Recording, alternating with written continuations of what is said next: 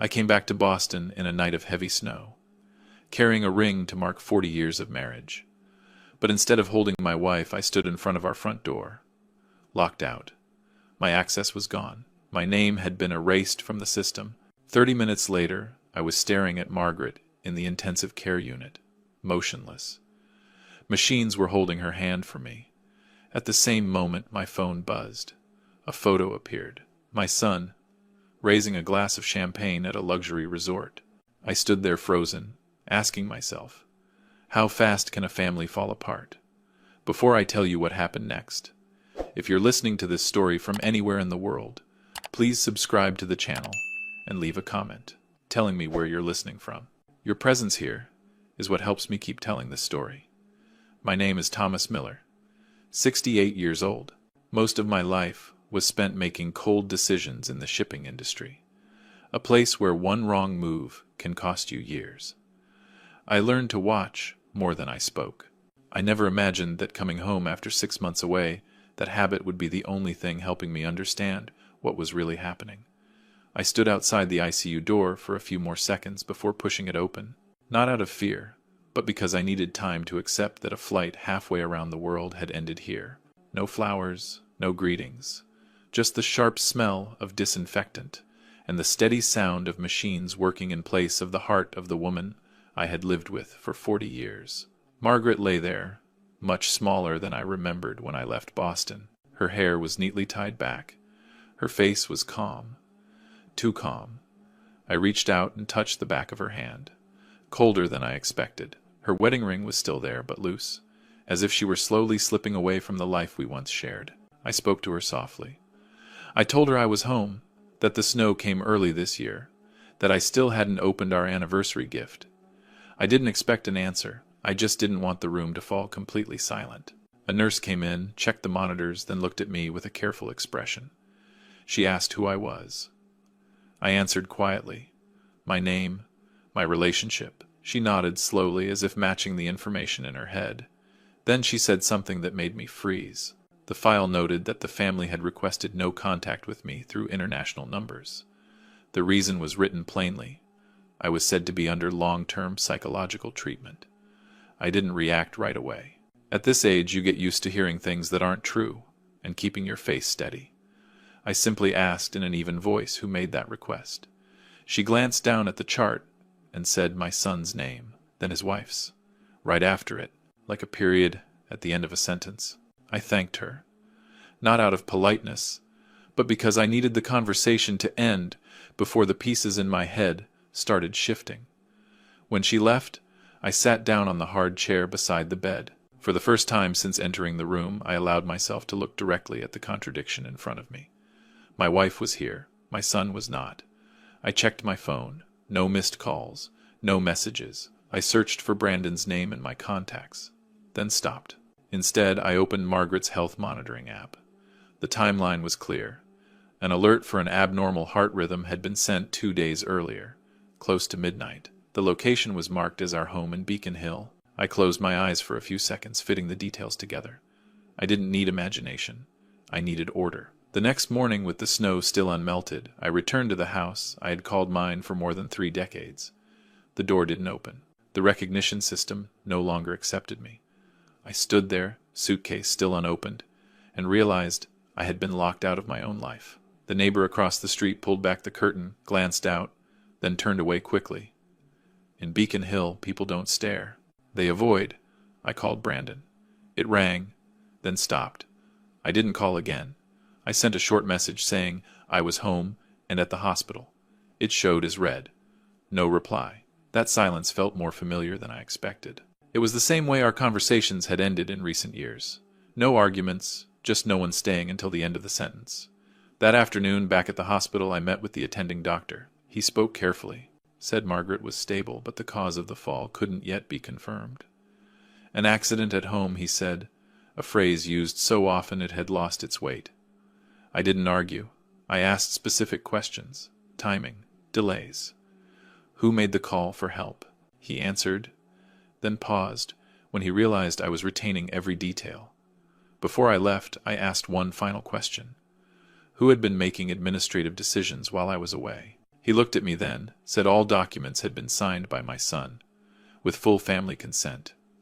I nodded, thanked him, and walked down the long, cold hallway. That was when I understood this wasn't just an accident. It was a process, and I had missed its first stage. That evening, sitting alone in an empty waiting room, my phone buzzed again. Another photo, Brandon and Tiffany, this time at the airport. Designer luggage lined up neatly. No message. None was needed. I set the phone down and looked out the window where the snow kept falling without pause. In my mind, a quiet decision took shape. No drama, no urgency. I wouldn't ask anymore. I would watch.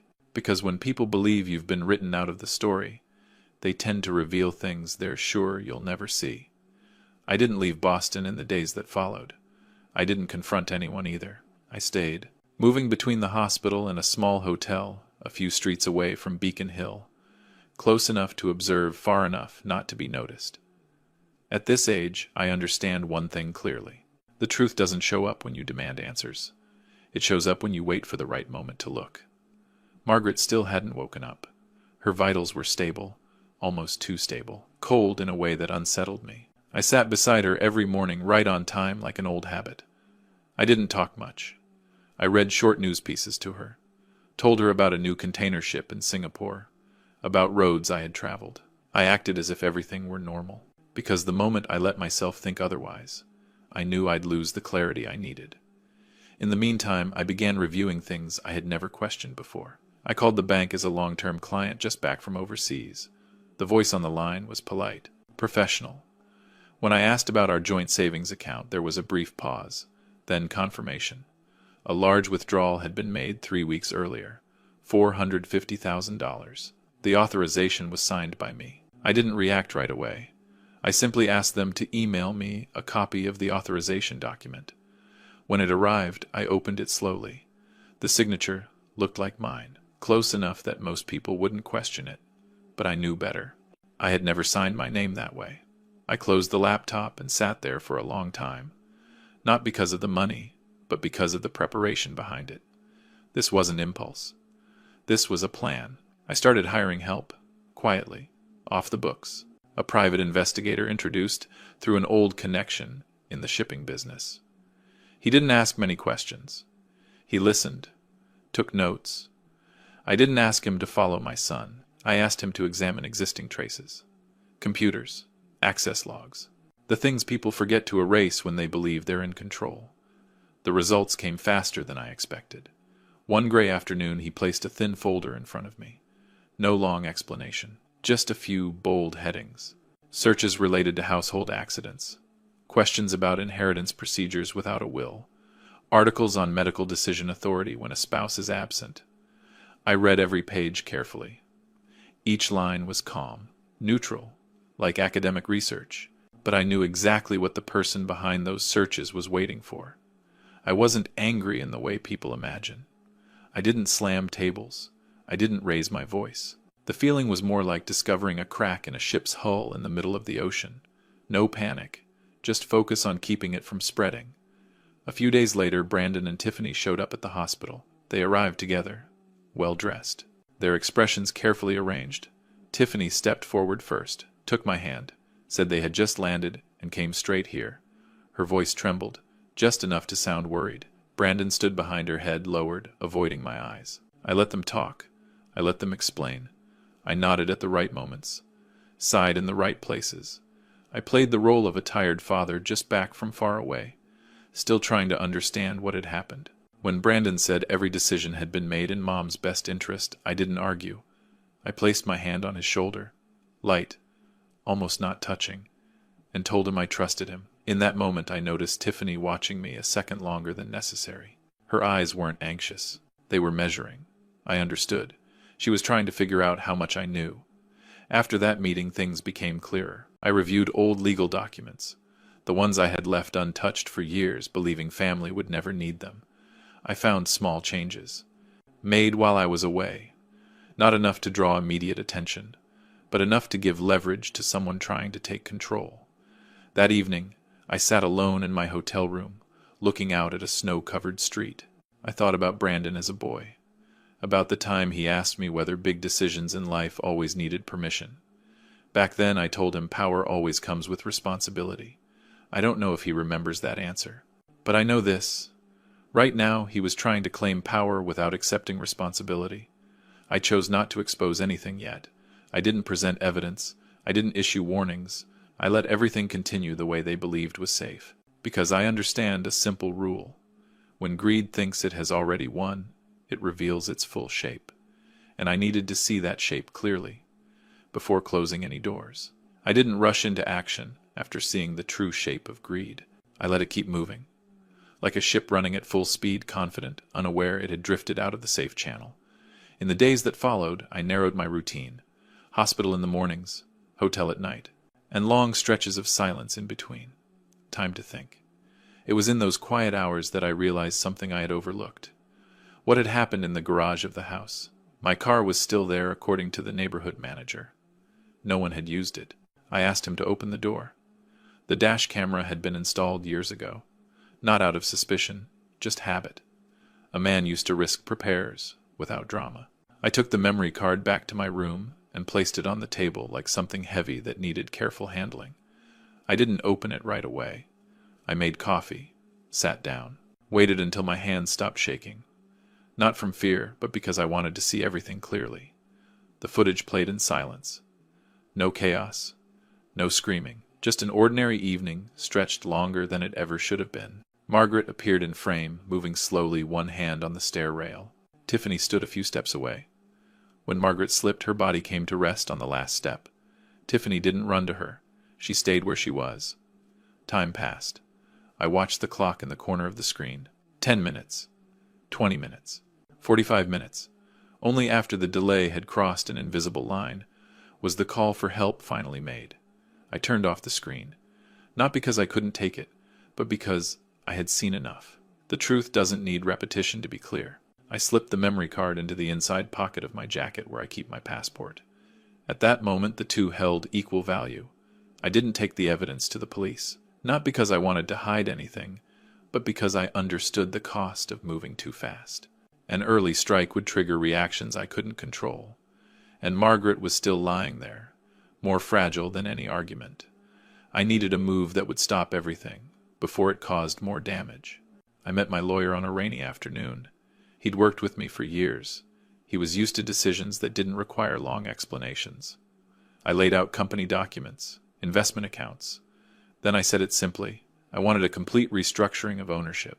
Nothing transferred to my son, no conditions, everything placed into an external trust, untouchable from the outside. He looked at me and asked one question. Was I sure? I nodded. At this age, I don't make decisions to test them. The transition happened quietly. No announcements, no signatures that drew attention. Just procedures completed exactly as required. When it was done, a different kind of silence settled in. Not the silence of loss, but the silence of a door finally closed after being left open too long. Around the same time, I discovered something else.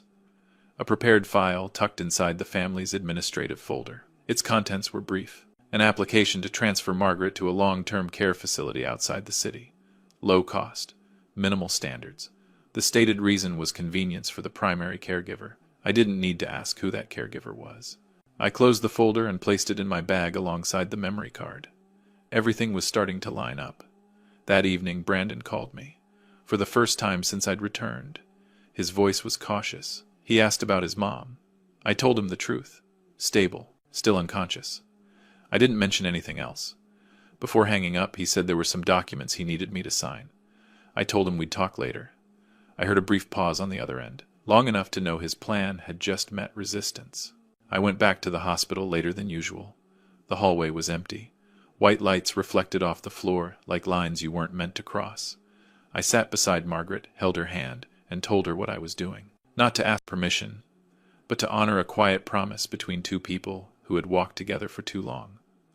I told her I was restoring boundaries, that I was making sure the doors that needed to be closed were closed at the right time. When I stood up to leave, I realized my emotions had shifted.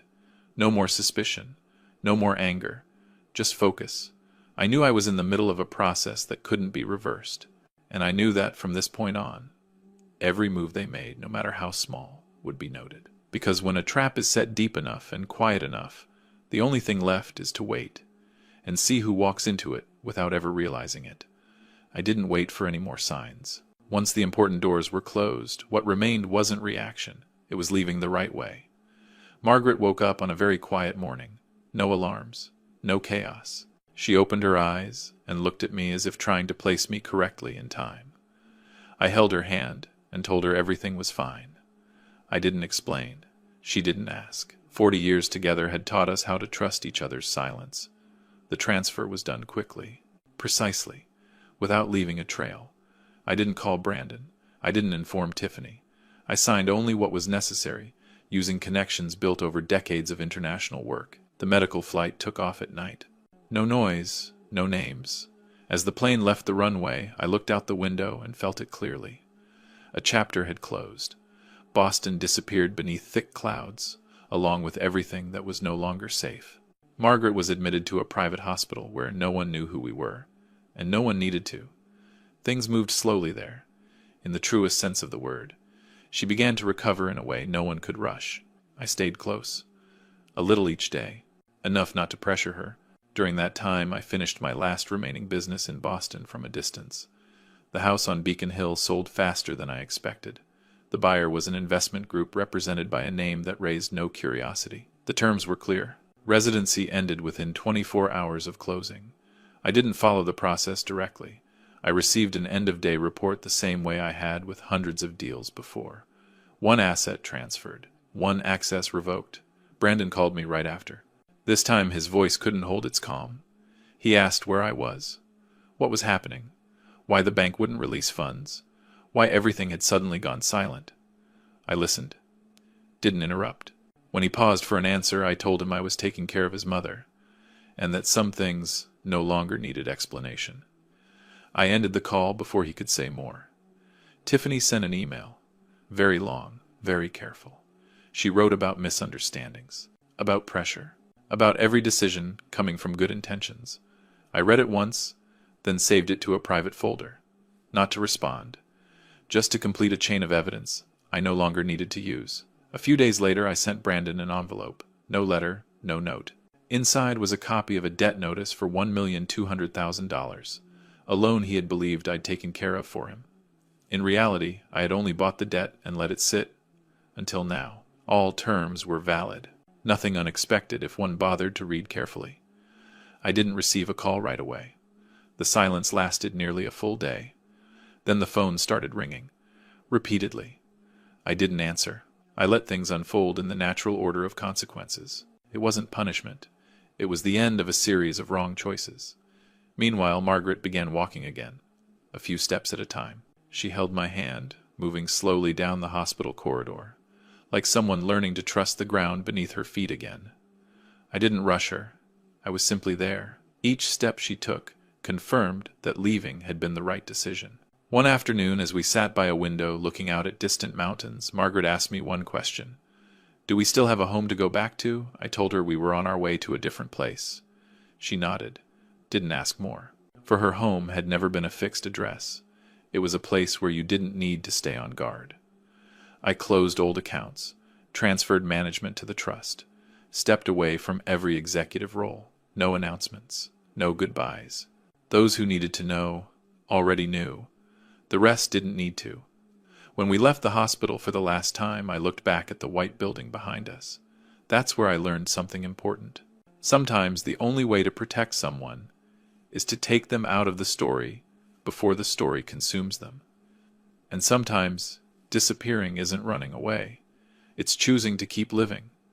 I walked on with Margaret, slowly, without looking back, because there are places that once you leave at the right time, there is no reason to return to ever again. A year passed, without needing to be marked on a calendar. Time here doesn't ask for proof to exist. Margaret and I live in a small house among low rows of vineyards, far enough from major roads that mornings begin with wind instead of traffic. We don't introduce our past to anyone, not because we're hiding it, but because it's no longer necessary. Margaret walks slowly but steadily. Each day she tends the small garden behind the house, where sunlight arrives late and stays long. I fix old tools, read books, and learn how to live at a pace that doesn't need control. No more urgent calls, no more endless meetings. Just afternoons slow enough to remind you that you're still here. Emails still arrive. At first they came in waves, then less often. Brandon and Tiffany wrote in many tones. Concern, accusation, and eventually pleading. I didn't read them all. I read just enough to know they were living inside the results of their own choices. I replied once. One sentence. No exclamation marks. No explanations. I didn't need to win an argument. I only needed to protect the quiet we had paid so much to earn. Margaret never asked about them. She knew. And that was enough. Some questions once spoken pull you back to places you've left with care. Instead, she asked smaller things. Whether it was cold that day, whether the grapes would be sweet this year, whether we should invite the neighbors over for dinner on the weekend. I answered those questions with a kind of attention I rarely gave before. One morning, with mist still hanging low over the trees, I realized I no longer felt the need to double-check everything. No urge to review, to cross-reference, to guard against what might come next. The boundaries were set, and they held. What lay beyond them no longer had the right to occupy my mind. We heard news through old acquaintances, not out of curiosity, but because the world is smaller than we think. Brandon and Tiffany had moved several times. Work was unstable. What had been built on assumptions collapsed, once no one stood behind it. I felt no relief, no bitterness, only distance, and distance to me had become a form of peace. That afternoon, Margaret called me out to the porch. She held 2 glasses of water, handed me one, and sat beside me. We watched the sun sink behind the vineyard hills, the light changing slowly. She took my hand, said nothing. I held hers back. No new promises, no long-term plans. Just the presence of 2 people who had lived long enough to understand that not everything needs fixing. I thought about family differently then, not as names in a record book or relationships assumed to last. Family to me now is the person who sits beside you when you are weakest and doesn't try to take what remains, the one who accepts silence without turning it into leverage. When night fully settled, Margaret rested her head on my shoulder. I listened to her breathing, steady, clear. I realized the greatest asset of my life wasn't in numbers transferred long ago. It was this moment, when no one was waiting for a decision, when no one needed proof from me. We stayed there until the last light faded. I stood, helped Margaret inside. The door closed behind us, soft but firm. Nothing left to shut, nothing left to open, only a life continuing, quiet, unremarkable, and real enough for me to know this. I left at the right time, and I stayed with the right person. If this story made you pause and reflect, please like, subscribe, and share so stories like this can continue to be told. Thank you for staying until the very end. Your presence here is what gives this story meaning.